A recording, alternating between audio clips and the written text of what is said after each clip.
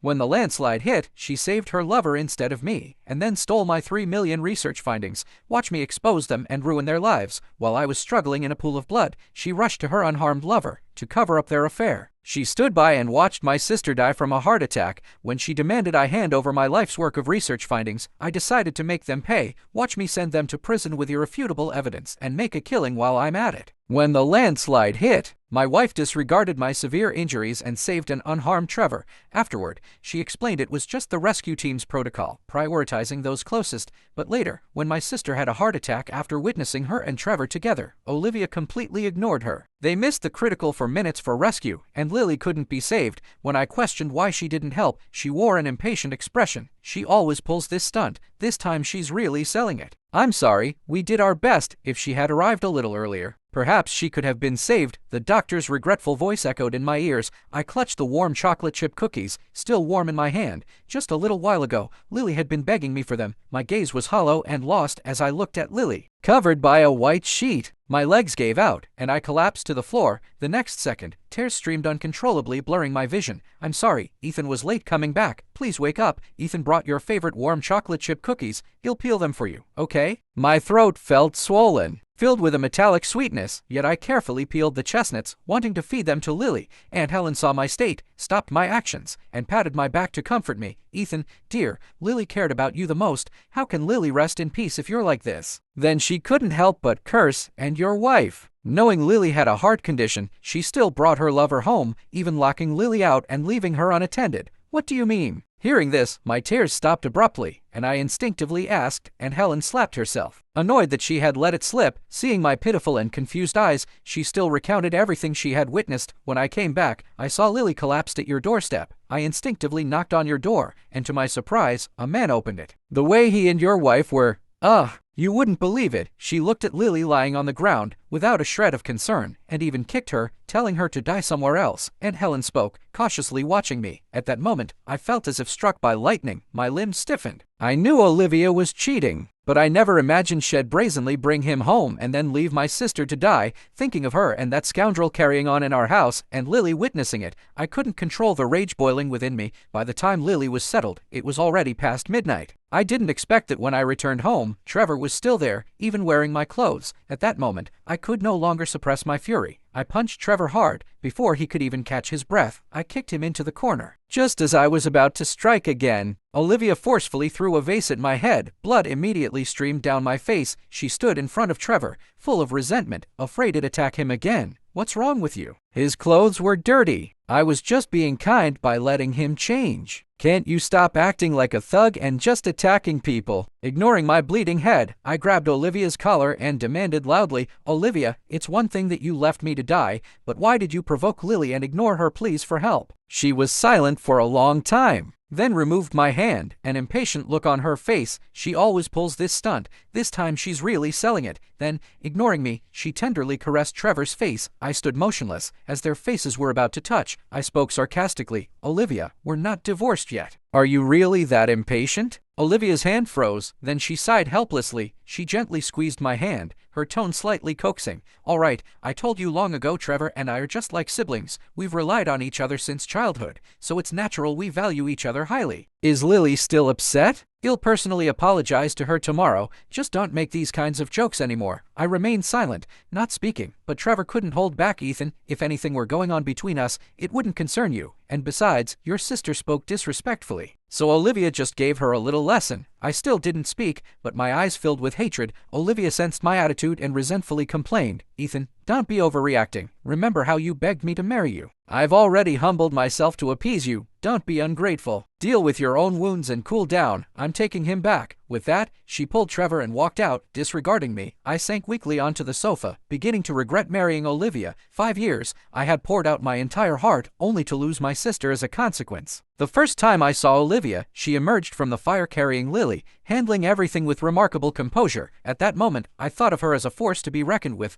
Lily loved her very much. At the time, Olivia was very cold towards me. But she was meticulous and doting with Lily. I thought my feelings for her were just gratitude. But then she got drunk and clung desperately to me. It was the first time I'd seen her looking so alluring, and it stirred something in me. I knew it was wrong. But her initiative drew me in completely. When I woke up, she simply told me to forget about that night, yet I still felt responsible for her, pursuing her like desperate in my pursuit despite the strange looks from everyone around. At that time, she was one of the most admired members of the squad at the fire station, and many admired her, but due to her intimidating presence, no one overstepped. The day she agreed to my proposal, she just said coldly, "Even if I never love you, will you still marry me?" I steadfastly asked her to marry me. Afterward, she was as cold as she had said she would be, but under my sincere and persistent efforts, with every word and action expressing my true feelings, she gradually let down her guard. Until she went to the forest with Trevor for research. He insisted on entering the dangerous deep woods despite my warnings. They encountered a landslide. When I saw Olivia frantically rushing towards me, even though I was severely injured, I was still happy, but to my shock, she frantically ran towards the unharmed Trevor. Completely oblivious to me, bleeding from a rock wound to my abdomen afterward, she only explained it was the firefighter's proximity priority rule, but later, when I asked her for help with things or for care while I was hospitalized, she always seemed impatient and even called me too delicate.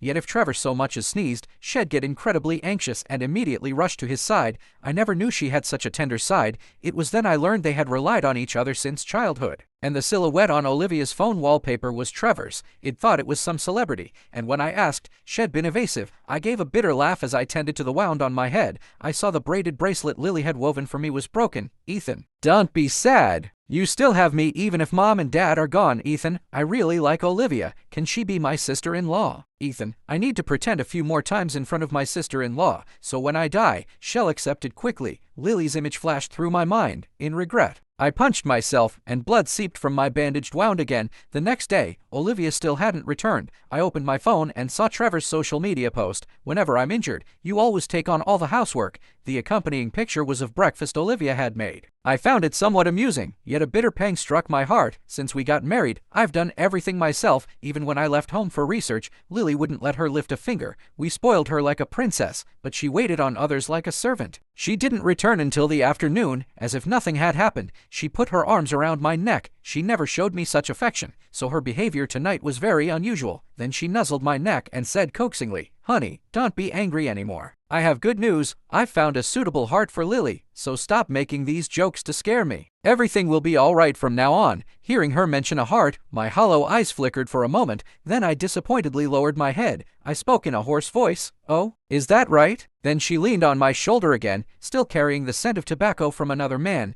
"Yes, but you have to promise me one thing before I can help you communicate with them." I pulled my hand away, feigning curiosity as I asked, "What is it?" Not noticing my expression, she spoke in a pleading voice. "You've already completed your research findings on endangered species habitat restoration, haven't you? Could you let Trevor present this research project?" I was so angry I laughed. I swept a contemptuous glance at her and chuckled, "Sure. I could give you to him too, or, I remember you were about to get a promotion, right? I recall there's a girl on your squad who's just as good as you. You could give your promotion opportunity to her." Looking at the woman I had loved for 5 years, I had never felt her so utterly strange. She knew how many countless injuries I had endured for this research, yet she casually suggested I just hand over my research findings. Her brows furrowed, and she yelled furiously at me, "Impossible. I've worked so hard for so long. How can you casually tell me to give it away?" I looked straight at her, speaking dispassionately. "So you know you've worked hard for a long time, huh? And didn't you just casually tell me to give mine away? Then you can handle your sister's heart on your own. I won't help you anymore." She grabbed her bag and left with a cold face, but I didn't go after her. After a long moment, I stood up and walked out. When I saw Trevor standing at the entrance of the research institute, I walked past him with a cold face. He shot me a look of disdain, his voice dripping with contempt. "Ethan, you don't know this yet, do you? Olivia was pregnant with my child and aborted it for me. She also got pregnant with your child, but she aborted that one immediately with just a snap of my fingers." I froze mid-stride, my mind reeling, consumed by the thought that I had a child, but never even got to know them before they were gone. This news was like a bolt of lightning,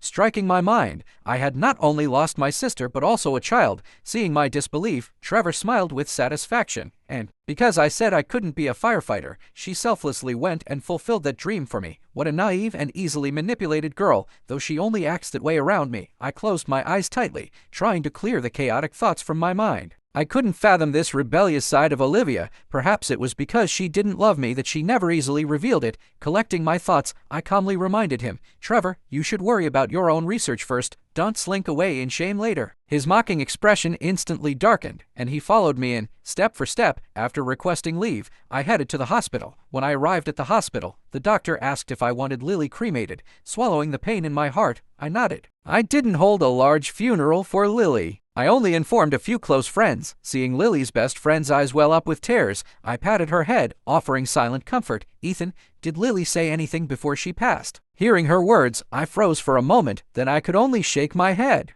I hadn't even seen Lily's last moments. Seeing my friends silently gathered around me, my heart felt a touch of warmth. Just then, Olivia called, but I didn't answer. It wasn't until she'd called countless times that I slowly picked up. Her furious voice came through the phone. "Ethan, do you truly not care about your sister's heart anymore? If you just apologize to Trevor for what happened before and give him the research findings, we can persuade them to donate the heart to Lily." It was Trevor again. Ever since Trevor appeared, she had completely lost herself. When I was so injured I couldn't even move, she was fussing over Trevor. Even when she was pregnant with my child, she still aborted it because of Trevor, and kept it from me. I smiled silently, veins bulging on my hands, my voice utterly devoid of emotion. "You want an apology and the research findings? Come to the funeral home now. Lily and I are waiting for you." Olivia only heard what sounded like my concession, not noticing the mention of the funeral home. Her voice became noticeably cheerful. "That's right. From now on, you and Lily shouldn't keep making these kinds of jokes. Trevor and I are coming over now." When they arrived at the funeral home and saw the scene inside, Olivia finally panicked, but Trevor's tone showed no fear, and he laughed, completely oblivious to the setting. "Ethan, you're quite something. You went to all this trouble, hiring actors to play along, just to avoid a divorce." Olivia then crossed her arms, saying with an air of impunity, "Ethan, why are you acting like those little girls, playing these petty games, and dragging us to such a morbid place? Where's Lily? Tell her to come out. I was so good to her, and she's conspiring with you all to trick me?" "Olivia, how could you do this to Lily? She always told me how wonderful you were. Now that she's gone, are you still going to insult her like this?" Chloe, seeing someone treat her best friend this way, lashed out, her eyes red. Hearing Chloe's words, she began to suspect until she saw the urn next to the memorial photo. Only then did she believe that the sweet girl who always called her sister-in-law was gone. She finally felt a pang of guilt. She grabbed Trevor, about to kneel down. I stopped them. I didn't want my sister to be subjected to their false reverence, not even in death. No need. I don't think she'd want irrelevant people kneeling before her. Olivia frantically clutched my hand, trying to explain everything. "No, I thought she was faking it again, like she always did. Wasn't she always pretending? But didn't you always save her? What about this time? Was it because she interrupted you too? Is that why you treated her so cruelly?" I clenched my fists so hard that veins bulged. My blunt words exposed her,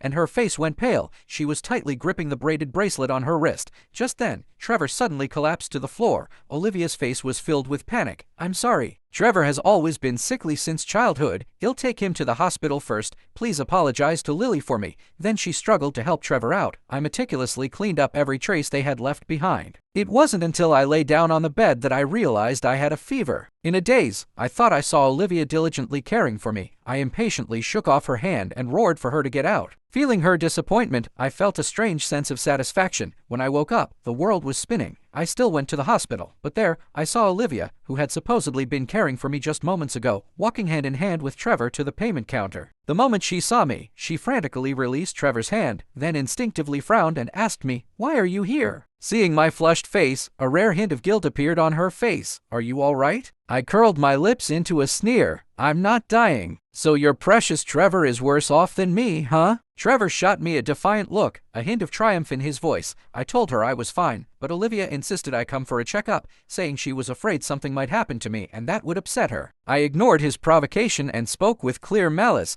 "He's just a pathetic excuse for a brother, nothing more than a homewrecker." Olivia, however, was displeased by my malice towards Trevor. "Ethan, put away that filthy look in your eyes. Trevor was being kind to you, so be polite. We didn't intentionally cause your sister's death, and we've already apologized to you. You don't need to hate me so much. You two have been shamelessly carrying on in our bed. Are you still worried about what people think?" Seeing me speak so bluntly, Olivia looked at the curious eyes around us and immediately became enraged. "Shut up. I told you long ago I wouldn't love you after we married. You were the one who shamelessly clung to me. If you think it's unfair, then let's get a divorce. Fine, let's get a divorce. Seeing me agree instantly, Olivia's steps faltered, but she quickly composed herself. She looked at me with an air of understanding, as if convinced I was joking. What, you and your sister enjoy playing these childish games so much? If Lily hadn't been faking illness, I wouldn't have ignored her. I froze, then my face darkened, and I gave her a cold, sharp look. Olivia, marrying you was the biggest regret of my life. If Lily knew her beloved sister-in-law thought of her like this, she might climb out of her grave to confront you in the middle of the night. I ignored her fury and turned to deal with my own affairs. She stamped her foot and angrily left,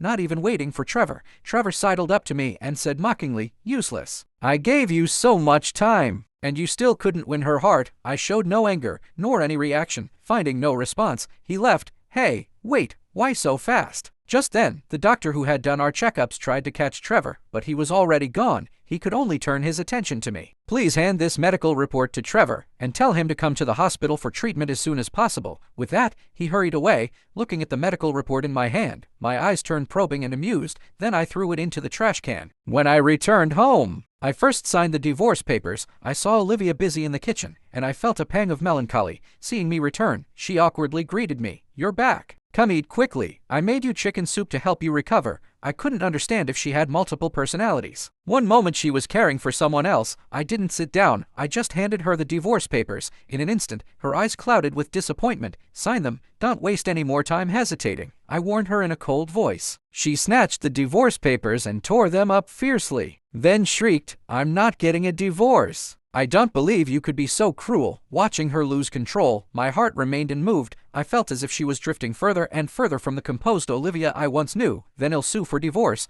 I have evidence of your affair. And I doubt you want that to jeopardize your promotion, do you?" My eyes turned cold, my gaze like ice picks, fixed on her. My look made her heart tremble. She instinctively retorted, "I didn't cheat. Don't slander me. Don't forget, you installed surveillance cameras in the room for Trevor's sake back then. I should actually thank you now. Otherwise, how would I have gotten footage of you two shamelessly carrying on in our bed?" She collapsed to the floor, seemingly realizing that arguing was useless. She reluctantly signed the divorce papers. I eagerly went to the county clerk's office, but unfortunately there was still a 1-month cooling-off period. The next day, I arrived at the research institute, seeing Trevor standing perfectly fine inside. I couldn't help but feel a pang of disappointment. All right, everyone's here. To avoid dangers like the last time in the forest, this time we'll learn some outdoor rescue techniques with the fire station. Professor Miller shouted nearby, "One-on-one training, everyone." I saw Olivia walking towards me. I ignored her and instead asked the soft-spoken and seemingly harmless girl, "Can I be in a group with you?" She stared at me blankly, a little shy, then nodded. "Yes, just call me Harper."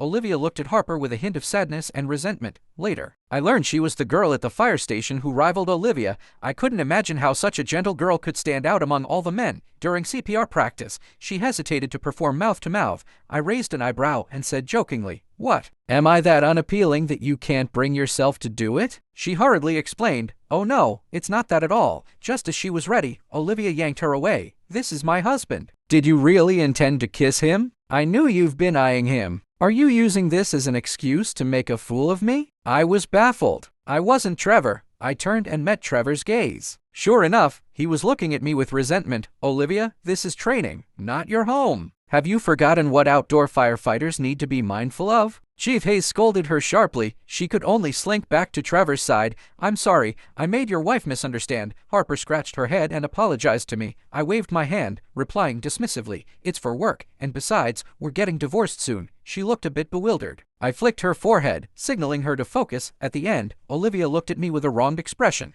"Are you falling for her? But you always loved me most, didn't you? Are you really moving on so quickly?" I replied with a smile, "Olivia, not everyone is greedy, wanting everything for yourself, like you. Besides, we're getting divorced soon, aren't we? And I find you repulsive." But she started to cry, choking out her belated affection. "But I think I've fallen in love with you. I don't want you associating with Harper. She's always liked you. And I'm afraid she'll steal you away from me." Thinking of Harper's flushed face, I was slightly stunned. Likes me? It didn't seem entirely unwelcome, but I don't like you anymore. I wish you would just drop dead. I just want this divorce to be over with. She looked at me, distraught and helpless, appearing pathetic. It was ironic how she no longer stirred any feelings in me. The days leading up to the end of the cooling-off period passed without incident, but I never imagined Trevor could be so cruel. Ethan, quick, look online. How could this happen? Lily's gone, so why is someone still trying to harm her? What do we do? Hearing Chloe's angry voice, I quickly opened my phone. At that moment, my mind went blank, as if a large bell had struck it hard from the inside.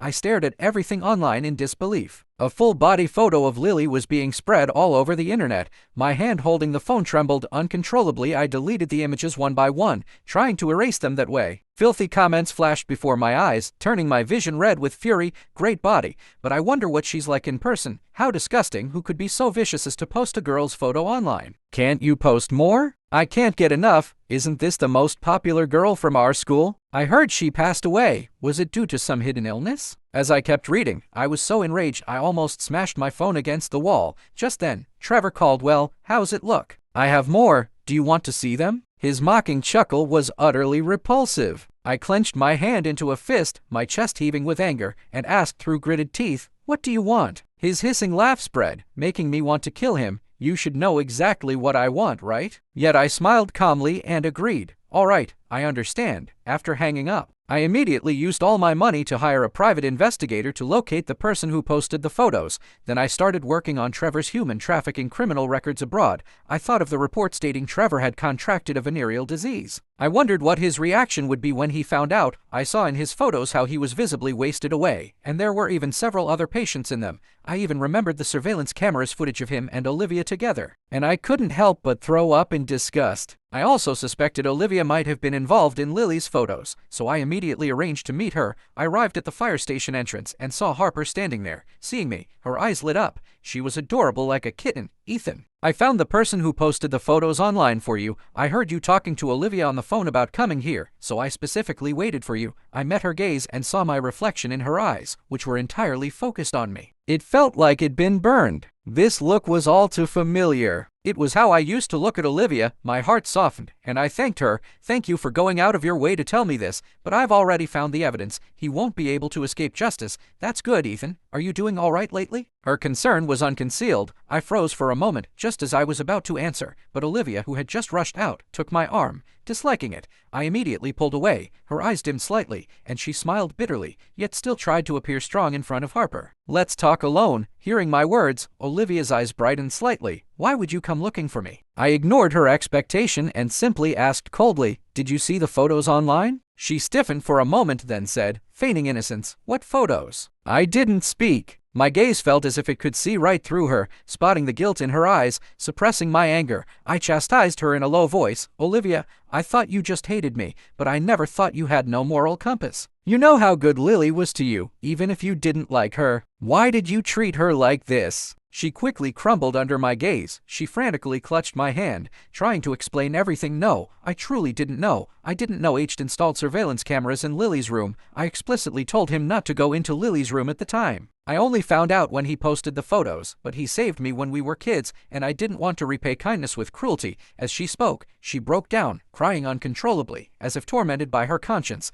I looked at her with even deeper disappointment, as if the woman I once loved had been an act all along. I pulled my hand away from hers and warned her, word by word, Olivia, I will sue Trevor. I hope you don't do anything more unforgivable for his sake. She quickly shook her head, asserting her stance. No, I won't, now. I only feel gratitude towards him. It was only when I realized I'd fallen in love with you that I understood how terribly wrong it'd been. If only I had saved you first back then. If only I hadn't ignored Lily. How much better things would be. There are no if-onlys. I only left her with that one sentence as I departed. As agreed, I sent all the research findings to Trevor. At the same time, I sent the evidence of Trevor's human trafficking to the police. When the research findings were presented, Trevor's eyes were filled with pride and confidence. Professor Miller, ladies and gentlemen, I will now present the research findings on endangered species habitat restoration. First, let's watch a video. My professor looked at me in disbelief. I knew he was wondering how something I had painstakingly researched could now belong to Trevor. I just gave him a reassuring nod, signaling him not to worry. When it came to the end, the recording of Trevor threatening me to hand over the findings automatically played. I had anticipated he wouldn't check, so I prepared a surprise for him at the end. Watching his eyes slowly widen in horror as he spoke, I felt utterly satisfied. He angrily glared at me, then feigned composure and explained, "Ethan, even if you're upset that I'm more accomplished than you don't need to fabricate evidence to slander me, do you?" Before I could speak, the professor slowly stood up to defend me. I watched Ethan pour his heart and soul into this research every step of the way. You don't even understand the basic concepts when you present. It's like you're speaking plain language, utterly devoid of emotion. Do you think we wouldn't notice? Seeing the professor defend me, he turned livid. Then I pulled out the medical report I'd taken a photo of on my phone and thrust it in front of him. A sneer playing on my lips. "Trevor, take a good look at your medical report. Based on this alone, you're not fit to be in a research institute, and that's not the only reason." Seeing the AIDS diagnosis in that section, he was on the verge of collapse, his eyes filled with resentment and hatred. Just then, police sirens wailed outside. I seized the moment to show a look of contempt. I watched as he was taken away by the police, collapsing in despair, and all the photos online were cleared by the authorities. It was then that I remembered I still hadn't picked up my divorce certificate, the moment I saw Olivia at the county clerk's office. She looked visibly wasted away. Her eyes, when they met mine, were full of reluctance. She began to plead with me. "Ethan, can you give me another chance to pursue you? This time, I won't ignore you, okay?" My reply was laced with vengeance. "No, don't be so pathetic. I'd find it disgusting." The moment I received the divorce certificate, a weight lifted from my heart. Unlike Olivia's despair, I turned and walked away with a light step. Even from a distance, I could still hear her heartbreaking cries behind me. "Ethan, I'll win you back." But I never imagined she would actually start seriously pursuing me. Now she was the one trying to win me over. Only by switching places did I realize how irritating even a single word can be when you're not in love. I simply continued to ignore her. Whether she intentionally sprained her ankle or deliberately injured herself, I treated her as if she were a stranger. When I absolutely couldn't stand it anymore, I spoke up to mock her. "Olivia, you don't love me. It's just that no one is spoiling you like a princess anymore. And you're not used to it. You just desperately want to go back to living like royalty." My words made her face instantly turn ashen, and her lips trembled. Unable to form a coherent reply, I ignored her completely. Walking past her to Harper, my voice softened. "Is there something you need me for?" Seeing my voice suddenly soften, she stammered, "It's just the recent promotion ceremony. You can bring family or friends, and I don't have any family here, or many friends, so could I invite you?" At that moment, Olivia clutched my sleeve, her eyes pleading with me not to agree to Harper's request, but I didn't grant her wish and accepted Harper's invitation. Watching her hand slip limply from my grasp was quite disheartening, so I just took Harper and left. "Harper, why did you become a firefighter? You don't exactly look like you could handle a fire hose." I asked a question that had puzzled me for a long time. Then I saw a gleam in Harper's eyes. Unlike Olivia's subdued demeanor, she was completely passionate about her profession. "When I was a child, my grandmother was trapped in a fire, and I was helpless. I watched as the flames reduced my home and my grandmother to ashes. In that moment, I decided that I had to save more families in the future. Plus, I think firefighters are really cool, and I'm strong. So I felt I was a good fit." Watching her flex her muscles, I cracked my first smile in a long time. Right after that, I asked my second question. "So, why do you like me?" Caught off guard, she responded with a shy smile. "Maybe you've forgotten, but I was standing on a bridge, struggling with depression. And in that moment, I wanted to die. It was you who talked me down. I was crying and rambling on about a lot of nonsense, but you answered every single one of my questions. You also said that for someone like me to be a firefighter was a big contrast, and you thought it was really cool. You were the first one to challenge my doubts and the first to support me. I felt like a ray of light had illuminated my world. It turned out that without my knowing, someone was loving ordinary me. Thank you for liking me." Hearing my response, she looked down in disappointment. Then she suddenly brightened up, making her hard to read. On the day of the firefighter promotion ceremony, I didn't see Olivia, but I didn't pay much attention to her, assuming she just didn't want to see me. Just when I thought Olivia was about to be promoted, she suddenly started releasing pictures of us together, but every single one was a candid photo I had secretly taken of us, and there was the long social media post she had written to me, every word of which conveyed her regret. She stood on stage, laying bare her soul, even admitting to her infidelity and indirectly causing my sister's death. The crowd's admiration for the bold young woman turned into utter contempt. Finally, she asked me with tears in her eyes, "Ethan, it's all my fault. I truly love you so much now. Can you please give me another chance?" Under her hopeful gaze, I walked step by step onto the stage. She bit her lip, staring at me without blinking. "No, so please don't bother me again in the future." My answer extinguished the light in her eyes instantly. Then I slowly approached her and said faintly, "Olivia, if you have a sexually transmitted disease, you should stay in the hospital and not go around infecting others." Her face instantly turned ashen, and she looked utterly lifeless. The next time I heard about Olivia, she was lying alone in her hospital bed due to organ failure, with not much time left. As for Trevor, he had already taken his own life, unable to bear being imprisoned. Walking through the dense forest, I looked at my goofily grinning, yet pleasant colleague, and reluctantly dragged him as we continued on toward our research.